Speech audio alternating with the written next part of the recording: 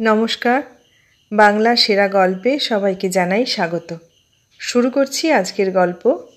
আজ পড়ে শোনাব সাহিত্যিক বিমল মিত্রের লেখা গল্প মিসেস নন্দী। তাহলে শুরু করি। গল্পের নাম মিসেস নন্দী। মিসেস সেনের কথা আমার সত্যিই মনে ছিল না। টেলিফোন তুলে জিজ্ঞেস করলাম, কে? চিনতে পারছেন না? আমি মিসেস সেন, প্রভা। সেই বিনিয়ে বিনিয়ে কথা বলার ভঙ্গি। টেলিফোনে যেন গলাটা আরও মিষ্টি শোনালো। টেলিফোনেও যেন স্পষ্ট দেখতে পেলাম মিসেস সেনের জর্জেট শাড়ি, তার সিগারেট খাওয়া, তার এলো খোঁপা আর সিঁদুরের টিপ। বললেন, আজকে আপনার সময় হবে একবার? আপনাকে আমার বিশেষ দরকার ছিল। বললাম, কখন? মিসেস সেন বোধহয় তখন সিগারেট টানছেন। একটু ধোঁয়া ছেড়ে বললেন, মিস্টার সেন মারা গেছেন শুনেছেন বোধহয়। বললাম, কখন? শুনিনি তো। সত্যিই অবাক হয়ে গেলাম। সুব্রত সেন মারা গেছে এ খবর তো জানা ছিল না। তার যে অসুখ তাও শুনিনি। অবশ্য সুব্রত সেনের সঙ্গে আমার দেখা তেমন ঘন ঘন হতো না। সে অন্য সমাজের লোক, তার সঙ্গে আমার সম্পর্কই বা কিসের।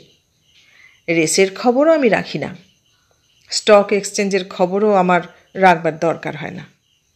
সুব্রত সেনের সঙ্গেও বলতে গেলে আমার কোনো সম্বন্ধ রাখার প্রয়োজনই হয়নি। কলেজে একসঙ্গে কিছুদিন পড়েছিলাম, সেই পর্যন্ত।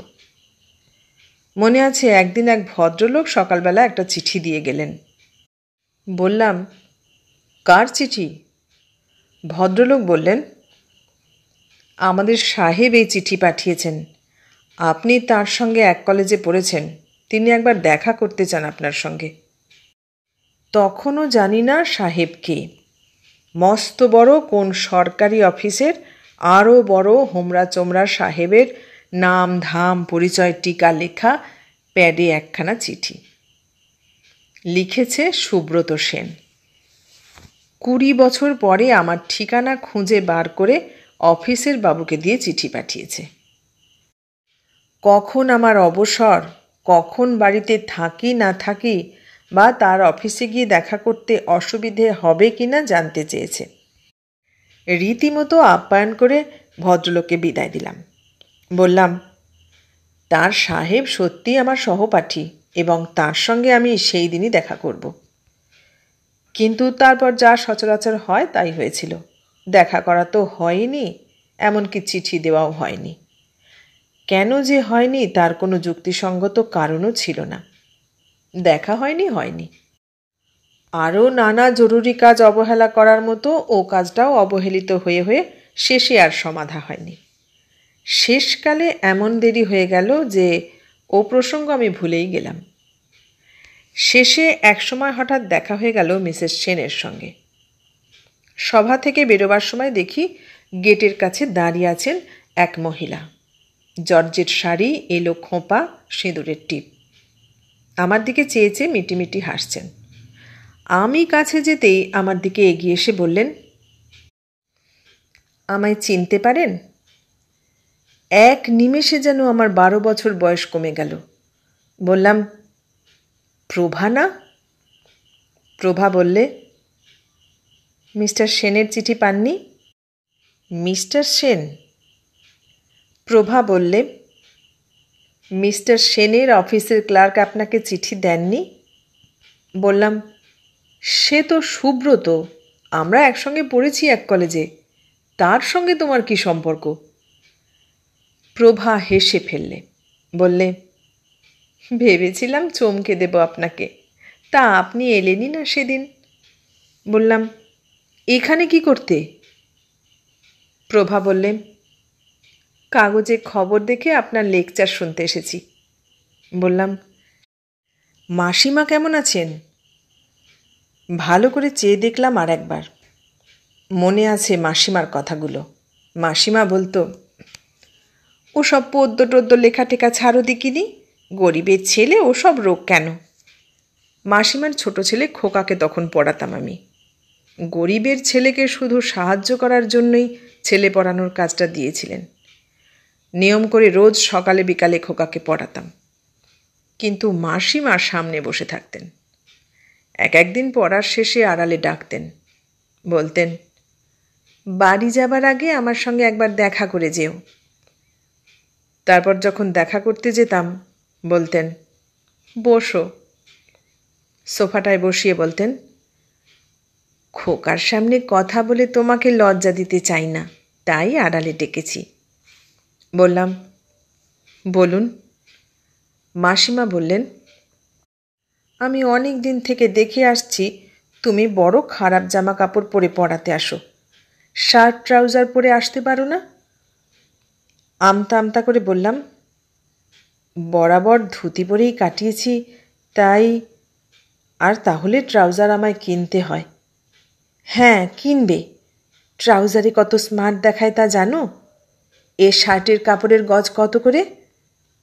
বললাম, 12 আনা করে কিনেছিলাম তখন, এখন একটু দাম বেড়েছে, অনেক দিন হয়ে গেল।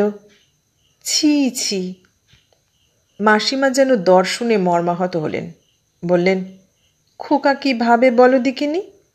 2.5 টাকা গজের চেয়ে কম দামি কাপড় ব্যবহার করতে তোমার লজ্জা হওয়া উচিত। তুমি খোকার টিউটার, তোমার কাছে তো শুধু লেখাপড়াই শিখবে না, তোমার চাল চলন, ব্যবহার, পোশাক পরিচ্ছদ সবই ওর ওপরে প্রভাব বিস্তার করবে। তারপর একটা সিগারেট ধরিয়ে বললেন, এই দেখো না, আমি সিগারেট খাই কেন? মাসিমার সিগারেট খাওয়ার কারণ আমি কি করে জানব? সুতরাং আমি চুপ করে রইলাম। মাসিমা নিজেই বললেন, আমি তো প্রথমে খেতাম না, খেলে কাশি আসতো, কিন্তু খোকা খুকুর শিক্ষার কথা ভেবেই ধরলাম। ভাবলাম ওরা তো অন্তত স্মার্টনেস শিখবে, এতে খরচও একটু বাড়ে বটে, কিন্তু কত লাভ হয় জানো? লাভটা কি হয় তা আমি সেদিন ঠিক বুঝতে পারিনি, কিন্তু কথাটা বলবার পর থেকে বারবার লক্ষ্য করে দেখেছি, ওই ট্রাউজার, শার্ট, এই সিগারেট, ওই চালচলনের একটা লাভ আছে। দেখতাম জামশেদপুরের যত বড় বড় লোক সবাই আসতেন মাসিমার বাড়ি।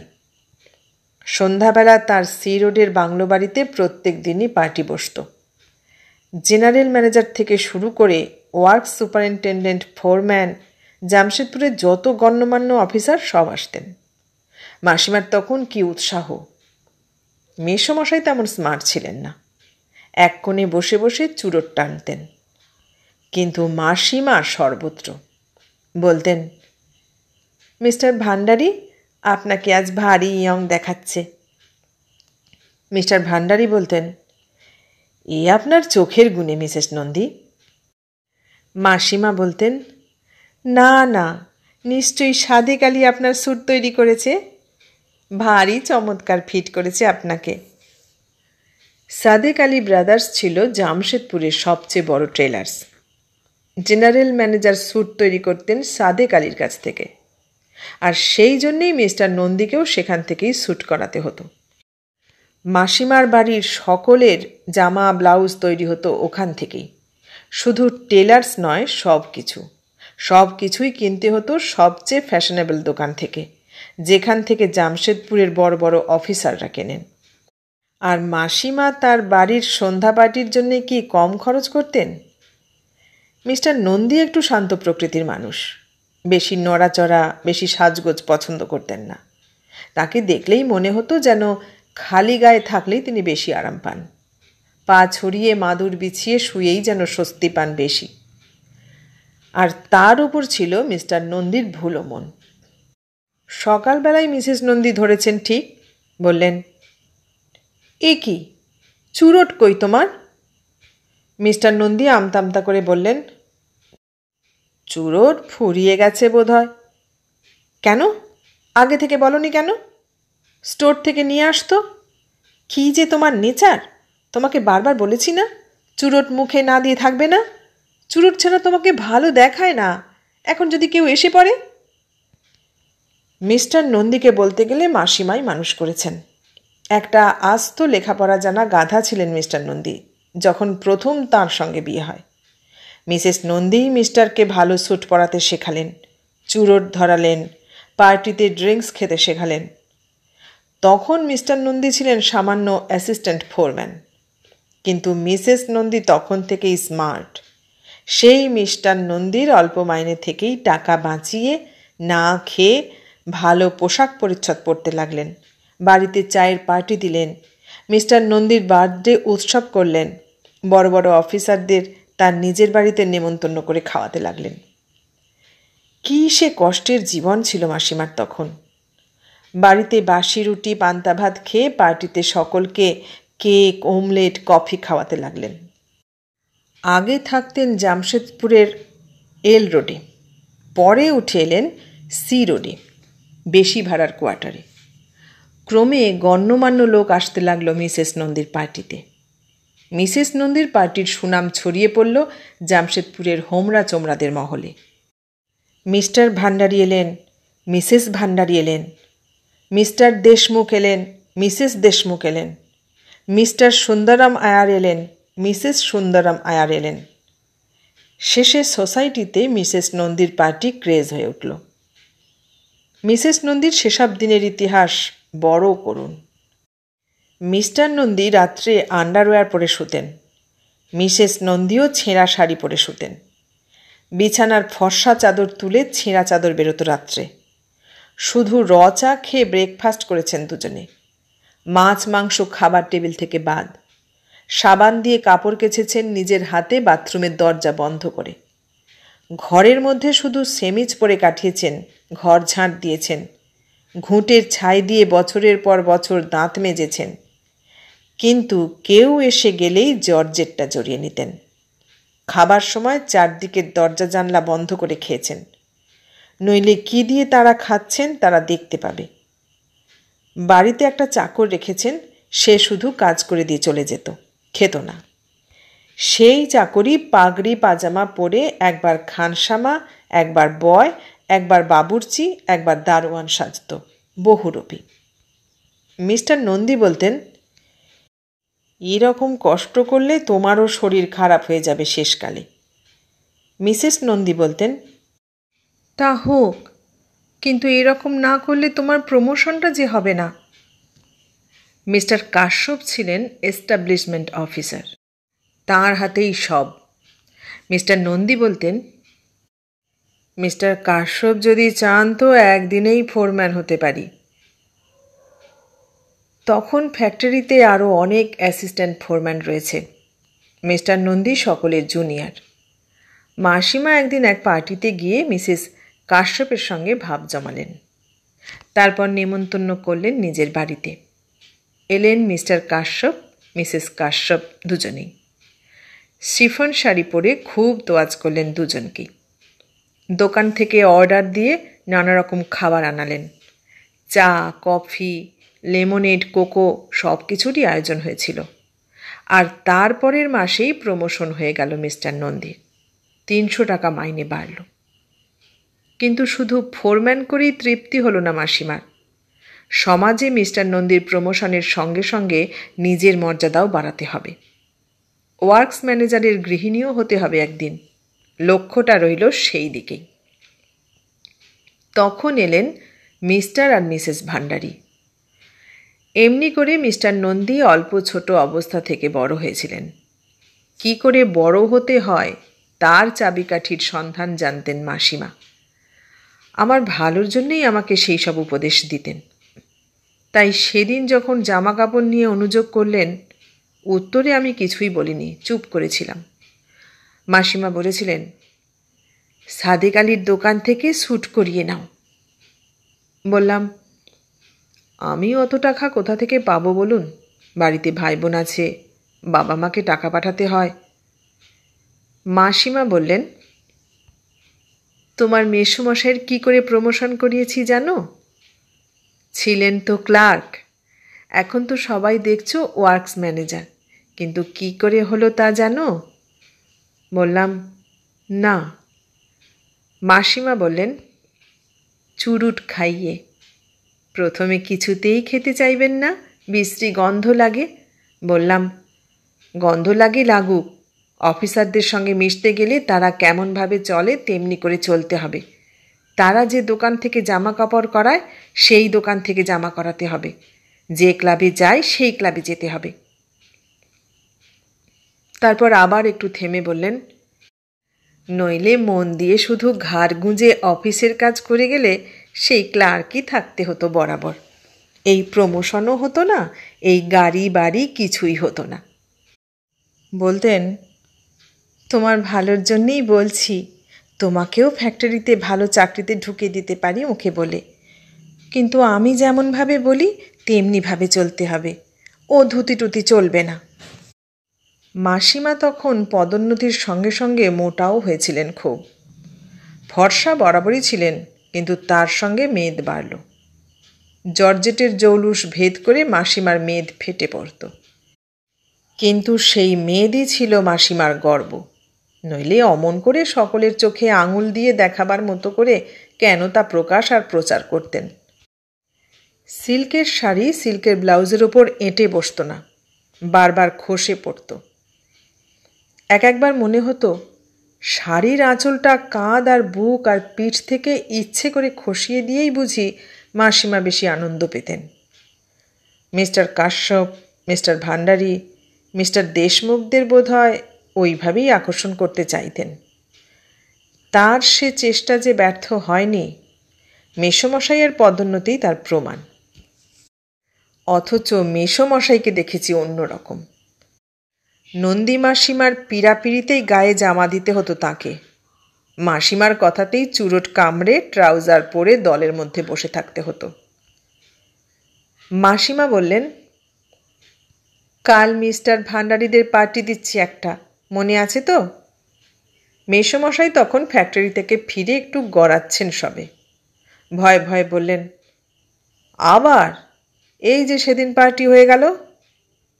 মাসিমা বলতেন, তুমি আর বকো না, এখনো তোমার কনফার্মেশন হয়নি জানো না? মেসোমশাই বললেন, আর ভালো লাগে না, একদিন যে একটু নিরিবিলিতে বাড়িতে থাকবো। মাসিমা বললেন, একবার ওয়ার্কস ম্যানেজার হও, তখন যত ইচ্ছে নিরিবিলিতে থেকো না, আমি বারণ করতে আসবো না। আমারই কি খুব স্বাদ? খরচও কি কম হয় ভেবেছ? মেসোমশাই হতাশ হয়ে পড়তেন। আর নিরিবিলি হয়েছে, ওরা এলেই জোর করে হাসতে হয়, কথা বলতে হয়। অফিসেও সেই ওরা, বাড়িতেও ওরা। সব সময় কি ভালো লাগে? মাসিমা বলতেন, তা আমারই কি খুব ভালো লাগে মনে করেছ? তাহলে কেন করো? আর প্রমোশনে কি দরকার? বেশ তো চলে যাচ্ছে। মাসিমা বলতেন, তুমি তো বললে বেশ চলে যাচ্ছে। বেশটা চলে যাচ্ছে কোথায়? ওই পুরনো গাড়িটায় চড়ে আর মান থাকে? মিস্টার ভান্ডারীর গাড়িটা দেখেছ চোখ মেলে? তা মেসোমশাইও অস্বীকার করতেন না। আগে তো সেই হেঁটে হেঁটে ফ্যাক্টরিতে যেতে হয়েছে। ঘেমে নিয়ে উঠতেন তখন অফিস যাবার সময়। একটু দেরি হলে বকুনি খেতে হতো, ফাইন হতো। সেই অবস্থা থেকে তো আজ এই অবস্থায় পৌঁছেছেন। এখন তবু 10 জনে মানে, খাতির করে, সম্মান করে। রাস্তায় দেখা হলে ডেকে নমস্কার করে। জেনারেল ম্যানেজারের বাড়িতে নেমন্তন্ন হয়। পোশাকে পরিচ্ছদেও যে কিছু হয় তিনি নিজেই তো তার প্রমাণ। সেই মাসিমা যিনি একদিন ধোঁয়ায় বসে রান্না করতে গিয়ে চোখের জলে ভেসেছেন, নিজের হাতে শুধু রান্নাই নয় বাসনও মেজেছেন, সেই মাসিমাই এখন এত চেষ্টার পর সমাজে জাতে উঠেছেন। মিসেস ভান্ডারীর সঙ্গে মিসেস নন্দীর নামও একসঙ্গে উচ্চারিত হয়। জেনারেল ম্যানেজারের পাশের চেয়ারে বসতে পান, এটাই কি কম? সেই মাসিমাই এখন সি রোডের বাড়ি ছেড়ে নিজের কেনা বাড়িতে উঠেছেন। নিজের গ্যারাজে নিজের গাড়ি আছে তার, রান্নাঘরে বাবুর্চি আছে, টেবিলে বয় আছে, বাগানে মালি আছে। এটাই কি কম কথা নাকি? আর সংসারে থাকার মধ্যে তো একটি শুধু ছেলে আর একটি মেয়ে। ঠিক এমনই অবস্থাতেই আমি এসে হাজির হয়েছিলাম খোকার প্রাইভেট টিউটার হয়ে। তাও কি কম তদবিরের পর? আমার এক দূর সম্পর্কে কাকা বলেছিলেন, মিস্টার নন্দীকে বললে তোমার চাকরি হবে না। যদি কোনো রকমে মিসেস নন্দীকে পাকড়াতে পারো তাহলে হতেও পারে। আমার তখন ছেলে পড়ানো প্রধান উদ্দেশ্য নয়। কোনো রকমভাবে আস্তে আস্তে ঘনিষ্ঠতা হলে ফ্যাক্টরিতে একটা চাকরি জোগাড় করা। মিস্টার নন্দীর হাতেই সব। মিস্টার নন্দী একমাত্র বাঙালিদের মধ্যে জামশেদপুরে বড় চাকরি করেন। ইচ্ছে হলে তিনিই চাকরি দিতে পারেন। একদিন একলা পেয়ে মিস্টার নন্দীকে বললাম আমার অভাবের কথা। বললাম, আপনি যদি একটা চাকরি করে দেন ফ্যাক্টরিতে বড় উপকার হয়, যে কোনো রকমের একটা চাকরি। ফ্যাক্টরিতে মিস্টার নন্দীর কাজের লোক হিসেবে নাম ছিল। যোগ্যতার সঙ্গে মাসিমার তদবির মিলে ধাপে ধাপে তার উন্নতি হয়েছিল, কিন্তু অন্তরে তিনি ছিলেন বাঙালি। ডিনার খেতেন, স্যুট পরতেন, চুরোট কামড়াতেন, সে কেবল স্ত্রীর অদম্য উচ্চাকাঙ্ক্ষার তাগিদে। নইলে সর্ষের তেল গায়ে মেখে চান করতেই পছন্দ করতেন, ডাল দিয়ে ভাত মেখে খেতেই ভালোবাসতেন, ধুতি পরেই আরাম পেতেন। তাই আমার কথায় একটু সহানুভূতি হলো যেন তার। বললেন, চাকরি করবে ফ্যাক্টরিতে? আবার বললাম, হ্যাঁ, যে কোনো চাকরি। কি জানি কীরকম মেজাজ ছিল। বললেন, তুমি জানো না, জীবনে চাকরি কখনো করনি, সবে আরম্ভ করছো জীবন। আমরা চাকরি করলাম এতদিন, মর্মে মর্মে বুঝলাম চাকরির জ্বালা। বলে একটু থামলেন, তারপর আবার বলতে লাগলেন, চাকরির অপমান বড় মর্মান্তিক অপমান জানো। যে চাকরি করেনি সে বুঝবে না। তা তোমার চাকরি না করলেই কি চলে না? সেদিন বুঝেছিলাম মেসোমশাইয়ের সেসব কথা ছলনা নয়। বাইরে থেকে সামাজিক প্রতিপত্তি প্রতিষ্ঠাটাই আমরা দেখতাম, ভেতরের অন্তরঙ্গ মানুষটা যে অন্যরকম সেদিন তারই পরিচয় পেলাম। বললেন, এক এক সময় মনে হয় সব ছেড়ে ছুড়ে দিয়ে বনে চলে যাই। মনে হয় এর চেয়ে ভিক্ষে করে খাওয়াও ভালো। আমি আর কি বলবো। সেদিন তার সামনে চুপ করেই বসেছিলাম। মেসোমশাই আবার বললেন, ভাবি আমার জীবনটা তো একরকম গেল, আমার ছেলেকে যেন এ দুর্ভোগ না ভুগতে হয়। যেমনই হোক একটা ছোটোখাটো দোকান করলেও এর চেয়ে ঢের সুখী হওয়া যায়। সেদিন জামশেদপুর ফ্যাক্টরির ওয়ার্কস ম্যানেজার মিস্টার নন্দীর মুখ থেকে অমন কথা শুনব সত্যিই আশা করিনি। বলতে গেলে ঠিক সেই দিন থেকেই জীবন সম্বন্ধে আমার এক নতুন দৃষ্টি খুলে গেল। প্রভা তখন ছোট, খোকা আরও ছোট। আমি খোকাকে পড়াতে যেতাম সন্ধেবেলা। যাবার আগে যথাসাধ্য ফিটফাট হয়ে যাবার চেষ্টা করতাম। নিয়মিত চুল ছাঁটতাম, সাদেক আলীর দোকান থেকে স্যুট করিয়ে পরতাম, কিন্তু তবু মাসিমাকে খুশি করতে পারতাম না। মাসিমা আমার সব জিনিসেই খুঁত ধরতেন। বলতেন, এ ট্রাউজার কি বদলাবে না তুমি? তোমাকে তো বলেছিলাম একটা স্যুট দুদিনের বেশি পরবে না, আর বাড়িতে গিয়ে বিছানার তলায় ভাঁজ করে রাখবে। কখনো বলতেন, শু পরতে পারো না? এখানে বড় বড় লোক আসে সব। যদি মিসেস ভান্ডারী কোনোদিন জিজ্ঞেস করেন এ কে, তখন কি উত্তর দেব বলো তো? হয়তো মাসিমা বাড়ির বিশিষ্ট অতিথিদের সামনে আমার বেরোনো পছন্দ করতেন না, তাই যেদিন পার্টি থাকতো সেদিন খোকাকে আমি সকালে পরিয়ে আসতাম। তাতে মাসিমারও ইজ্জত থাকতো, আমারও দুর্ভোগ পোয়াতে হতো না। কিন্তু সবচেয়ে বেশি রেগে গেলেন সেদিন, যেদিন জানতে পারলেন আমি গল্প লিখি। বললেন, ও সব বদনেশা হলো তোমার কোত্থেকে? তোমাকে তো ভালো ছেলেই বলেই জানতাম। আমি আর কি বলবো, আমি সেদিন চুপ করেই ছিলাম। বললেন, লেখাপড়া জানা ছেলেরা ওসব লিখতে যাবে কেন? তুমি না ফ্যাক্টরিতে চাকরির জন্য মিস্টার নন্দীকে বলেছিলে? যদি কেউ জানতে পারে তুমি ওইসব রাবিশ লেখো, তাহলে কি তোমার চাকরি হবে কোনো দিন ভেবেছ? ছি ছি। বললেন, ভেবেছিলাম মিস্টার নন্দীর মতো তোমাকেও জীবনে কেমন করে দাঁড়াতে হয় শেখাবো। তারপর একটু ভেবে বললেন, কিন্তু সাবধান, খোকাকে আবার ওসব পড়িও না, শিখিও না। তা যা হোক, ওখানে আমার আর বেশি দিন চাকরি করা সম্ভব হয়নি। ফ্যাক্টরিতেও আমার চাকরি হয়নি শেষ পর্যন্ত। হয়নি বলে কোনো ক্ষতি হয়নি আজ বুঝেছি, কিন্তু এই প্রভা, এই প্রভার জন্যে মাসিমার কি কম চিন্তাই ছিল? যখন মেসোমশাইকে প্রতিষ্ঠার উঁচু শিখরে উঠিয়ে দিয়েছেন তখন প্রভার পালা। আইসিএস থেকে শুরু করে গেজেটেড অফিসার পর্যন্ত সমস্ত পাত্র যখন একে একে নিঃশেষ হয়ে গেল তখন একদিন, কিন্তু সেসব আমি দেখিনি। আমি তখন কলকাতায়। কিছু কিছু কানে আসতো। শুনেছিলাম মেসোমশাই অনেক পাত্রের খবর এনেছিলেন, কিন্তু মাসিমার সেসব পছন্দ হয়নি। অনেক রকম বায়নাক্কা ছিল মাসিমার। বিলেত ফেরত হওয়া চাই, স্যুট পরা চেহারা চাই, আইসিএস হওয়া চাই, অন্তত কিছু না হোক গেজেটেড অফিসার। শেষ পর্যন্ত বিয়ে হয়েছিল এক বিলেত ফেরতের সঙ্গে, গেজেটেড অফিসারই বটে। এই বিয়েতেও মাসিমা মস্ত পার্টি দিয়েছিলেন। মিস্টার মিসেসরা সবাই এসেছিলেন সে পার্টিতে।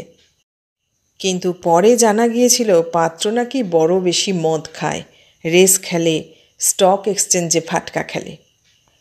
এসব খবর আমি কলকাতায় থেকেই শুনতে পেয়েছিলাম, কিন্তু সেই পাত্র যে আমাদের সুব্রত তাও জানতাম না। এবং যখন সুব্রত তার অফিসের ক্লার্ককে দিয়ে আমায় চিঠি পাঠিয়েছিল তখনও জানি না যে তারই সঙ্গে মিসেস নন্দীর মেয়ে প্রভার বিয়ে হয়েছে। জানলাম পরে, অনেক পরে, যখন দেশ স্বাধীন হয়ে গেছে, দেশের আবহাওয়া বদলে গেছে। আমিও তখন অন্যভাবে অন্য জগতে ভীষণ ব্যস্ত অবস্থায় আছি। তখন আর মিস্টার নন্দী, মিসেস নন্দী, জামশেদপুর, সেই সমাজ কোনো কথাই মনে নেই। সেই সময়ে হঠাৎ একদিন মিসেস নন্দীর চিঠি পেলাম যে তিনি আমার সঙ্গে দেখা করতে আসছেন। এ ঘটনা যেমন বিস্ময়কর তেমনি কৌতুকপ্রদ। মনে আছে আমি সে চিঠি পেয়ে সেদিন অবাকই হয়ে গিয়েছিলাম। মিসেস নন্দী যখন আমার বাড়িতে এসেছিলেন তখন আমি তার পোশাক পরিচ্ছদ দেখেও অবাক হয়ে গিয়েছিলাম। খদ্দরের শাড়ি পরেছেন, খদ্দরের ব্লাউজ। বললেন, খুব খুশি হয়েছি তোমার সাকসেস দেখে। যেখানে যাই সেখানেই তোমার নাম শুনি। তবে তোমার বইটা এখনো পড়া হয়নি। তা এত লোকে যখন ভালো বলছে তখন নিশ্চয়ই ভালো হয়েছে। শুনলাম নাকি সিনেমাতেও হচ্ছে তোমার বই। আসল উদ্দেশ্যটা পরে বললেন। বললেন, যে জন্যে তোমার কাছে এসেছি বলি। বলে একটু থামলেন। মিসেস নন্দী মনে হলো যেন আরও বুড়ো হয়েছেন এখন। মেদ যেন সব ঝরে গেছে, চুলেও পাক ধরেছে। একটু যেন হতাশ হতাশ ভাব মুখে চোখে। বললেন, দেখো কীরকম সব কিছু বদলে গেল। তোমার তো এখন বহু লোকের সঙ্গে আলাপ পরিচয় হয়েছে। এখানকার মিনিস্টার মহলের সঙ্গে আমার একটু আলাপ করিয়ে দিতে পারো? বললাম, মিনিস্টার মহলের সঙ্গে আলাপ করতে চাইছেন কেন? বললেন, খোকাকে তো বিলেত পাঠিয়েছি, জানো বোধ হয়। সেই তারই একটা চাকরির জন্যে। ওই ছেলেটার জন্যেই যা কিছু ভাবনা। খুকুর তো বিয়ে হয়েই গেছে। সেদিন মাসিমাকে আমি সাহায্য করতে পারিনি বলে দুঃখ যে না পেয়েছিলাম তা নয়, কারণ তিনি যে কেমন করে ভাবতে পেরেছিলেন গল্প লেখক হলে মিনিস্টার মহলের সঙ্গে আলাপ থাকা সম্ভব তা আমি বলতে পারবো না। সেদিন ক্ষুণ্ণমনেই মাসিমা বিদায় নিয়েছিলেন বটে, কিন্তু তার ছেলের চাকরি শেষ পর্যন্ত হয়েছিল কি না তাও আর খবর রাখবার সময় পাইনি। এর পরই এসেছিল সুব্রত সেনের চিঠি, এবং তারপরেই সেই মিটিংয়ে প্রভার সঙ্গে দেখা। জিজ্ঞেস করেছিলাম, মাসিমা কেমন আছেন প্রভা? প্রভা বলেছিল, মা তো মারা গেছেন, আপনি জানেন না? আর মেসোমশাই? প্রভা বলেছিল, বাবার বড় অসুখ, সেবা করবার তো কেউ নেই, বড় কষ্ট হয়েছে তার। কেন, খোকা কোথায়? বিলেত থেকে ফেরেনি? প্রভা বললে, না, খোকা নাকি সেখানেই এক মেম বিয়ে করেছে, চিঠিপত্র দেয় না। খোকার জন্যেই ভেবে ভেবে মা অত তাড়াতাড়ি মারা গেলেন। সুব্রতর কথা আর জিজ্ঞেস করলাম না, কারণ সুব্রতকে আমি ভালো করেই জানতাম কলেজে। বড় লোকের ছেলে, দেখতেও সুন্দর, কিন্তু সেই বয়স থেকেই অবাঞ্ছিত দলের সঙ্গে মিশে মিশে গোল্লায় গিয়েছিল। শেষে রেসে যেত, আরও কোথায় কোথায় যেত তার উল্লেখ না করাই ভালো। একটু থেমে প্রভা বললে, আর কি বই লিখছেন? বললাম, লিখতে আর পারছি কই, লেখা আর আসছেই না। প্রভা হাসল, বললে, এবার আমাদের নিয়ে একটা বই লিখুন না। আমিও হাসলাম, বললাম, তোমার কাকে নিয়ে? এই আমার মাকে নিয়ে। কথাটা বলে প্রভা হাসতে চেষ্টা করলে, কিন্তু আমার মনে হলো প্রভার হাসিটা যেন কান্নার মতো দেখালো। আমিও হাসতে চেষ্টা করলাম, কিন্তু পারলাম না। অনেক রাত হয়ে গিয়েছিল। সেদিন প্রভাদের বাড়িতে একদিন যাব বলে চলে এসেছিলাম, কিন্তু যথারীতি সে কথাও রাখতে পারিনি। তারপর আজ এতদিন পরে হঠাৎ টেলিফোনে সুব্রত সেনের মৃত্যুর খবরটা শুনে সত্যিই ভারী দুঃখ হলো। দুঃখ হলো সকলের জন্যে। দুঃখ হলো সুব্রতর স্ত্রী মিসেস সেনের জন্যেও। মিসেস সেন তখনও টেলিফোন ধরে আছেন। আবার বললেন, আজকে আপনার সময় হবে একবার? আপনাকে আমার বিশেষ দরকার ছিল। মনে পড়ল প্রভার সেদিনের কথাটা। প্রভা বলেছিল, এবার আমাদের নিয়ে বই লিখুন না। হয়তো আমার সঙ্গে এই কথাই বলবে প্রভা। হয়তো বলবে মাসিমার কথা, মেসোমশাইয়ের কথা, খোকার কথা, আর তার নিজের আর সুব্রতর কথা। সুব্রতর মদ খাওয়ার কথা, সুব্রতর অসংযমের কথা, সুব্রতর রেস খেলার কথা। সব কথাই হয়তো অকপটে বলে যাবে। আর হয়তো ওদের ওই সংসারের কথা নিয়ে বই লিখতে পীড়াপিড়িও করবে। কিন্তু মাসিমাকে আমি কেমন করে আমার গল্পের বিষয়বস্তু করব? মাসিমা যে সেদিন আমায় স্যুট পরতে বলেছিলেন, আমায় সাহিত্য রচনা করতে বারণ করেছিলেন, সে তো আমার ভালোর জন্যেই। আমার ভালোর জন্যই তো সেদিন তিনি আমাকে ইংরেজি শিখতে বলতেন, সাদেক আলীর স্যুট পরতে বলতেন। আমার ভালোর জন্যেই তো। আমি তার কথা মতো চললে আমাকে তিনি একটা চাকরি সেদিন করেই দিতেন। এতদিন সে চাকরিতে থাকলে হয়তো মেসোমশাইয়ের মতো ফোরম্যানও হয়ে যেতাম। চিরজীবনের জন্যে নিশ্চিন্তও হতে পারতাম। পেনশন, প্রভিডেন্ট ফান্ড সবই পাকা থাকত। তাহলে আর এই পাঠকদের কৃপাকণার জন্য লোলুপ হয়ে থাকতে হতো না। রাত জেগে লিখে লিখে শরীর খারাপ করতে হতো না। এত ঈর্ষা, এত শত্রুতা, এত দলাদলির গ্লানি থেকে মুক্তি পেতাম। সাহিত্য করে আমার কী বা হয়েছে? সেই চাকরিই তো আমার পক্ষে ভালো ছিল। মিসেস সেন আবার বললেন, আজ সময় হবে আপনার? বললাম, না, এবং না বলেই টেলিফোনটা ছেড়ে দিলাম। হয়তো প্রভা খুব আঘাত পেল, কিন্তু তা হোক। নন্দী মাসিমাকে নিয়ে গল্প লিখলে যে বিশ্বাসঘাতকতা করা হবে। এতক্ষণ শুনলেন বিমল মিত্রের লেখা গল্প মিসেস নন্দী। কেমন লাগলো গল্পটা? ভালো লাগলে লাইক, কমেন্ট, শেয়ার করবেন, আর নতুন বন্ধু হলে সাবস্ক্রাইব করার অনুরোধ রইল। সবাইকে অনেক ধন্যবাদ জানিয়ে আজ এখানেই শেষ করলাম।